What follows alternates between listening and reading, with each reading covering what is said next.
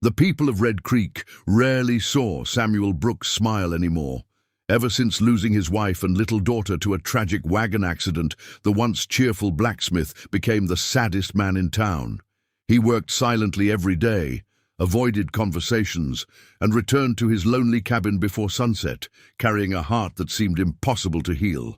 Every neighbor tried offering comfort, but Samuel always thanked them politely before walking away. He believed nothing could erase his grief. The forge that once echoed with laughter now rang only with the sound of hammer striking steel. Even children stopped waving because they assumed the quiet blacksmith no longer wished to be disturbed.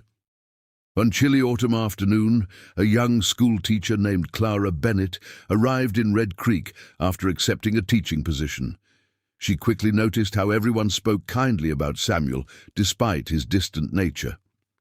Curious, she asked the elderly shopkeeper why such a hard-working man always looked so broken. His answer filled her heart with compassion and quiet understanding. For several weeks, Clara simply greeted Samuel whenever she passed the blacksmith shop. He rarely answered beyond a small nod. She never forced conversation because she understood grief could not be rushed. Instead, she smiled sincerely every morning, hoping one simple act of kindness might slowly reach the lonely heart hidden behind his silence. One evening, a frightened horse escaped its rider and raced wildly through the town square. Several children stood directly in its path. Without hesitation, Samuel rushed forward, grabbed the frightened horse's reins, and pulled the children safely aside. The townspeople cheered his bravery, yet Samuel quietly returned to his workshop before anyone could praise him. The next morning, Clara visited the forge, carrying fresh bread she had baked herself. Samuel politely refused the gift, insisting others deserved it more than he did. Clara gently placed the basket on his workbench anyway, before looking into his tired eyes. Then she softly spoke the only words he couldn't simply walk away from. She said, "Your family would never want love to end with them. Someone in this town still needs the kindness only you can give." Samuel froze completely. Those words echoed through his heart long after Clara quietly walked away. For the first time in years, tears filled his eyes without shame or resistance. That evening, Samuel sat alone beside the fading fire, remembering his wife's gentle smile and his daughter's joyful laughter. He realized they had always encouraged helping others instead of hiding from pain. Slowly, he understood that honoring their memory meant continuing the goodness they had shared, not burying it beneath endless sorrow and loneliness forever. The following week surprised everyone in Red Creek.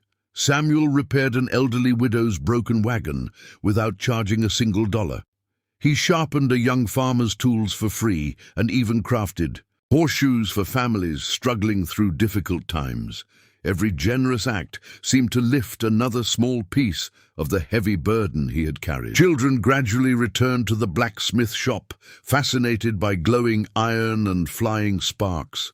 Instead of sending them away, Samuel patiently taught them simple lessons about honesty, hard work, and courage. Laughter once again echoed through the workshop, replacing years of painful silence. The lonely building slowly became the warmest place in the entire town. Clara watched these quiet changes without expecting recognition. She understood people healed through purpose, not pity. Whenever Samuel thanked her, she simply reminded him that the strength had always lived inside him. She had only spoken words his heart was finally ready to hear after years of unbearable grief and quiet suffering. Winter arrived early, bringing bitter winds and heavy snowfall across the valley. During one fierce storm, several travelers became trapped outside town. Samuel immediately gathered supplies, saddled horses, and led a rescue party through dangerous conditions. His experience saved every traveler before the freezing night claimed another heartbreaking tragedy for Red Creek. After the successful rescue, the grateful townspeople gathered inside the church to celebrate. The mayor praised Samuel's courage, but the humble blacksmith pointed toward Clara instead. He admitted that one compassionate sentence had changed his life forever. Without her faith, he would still be living as a prisoner of heartbreaking memories instead of hope. As spring covered the valley with fresh wildflowers, Samuel finally understood healing never meant forgetting the people he loved. It meant allowing their love to continue through every kind deed he offered others.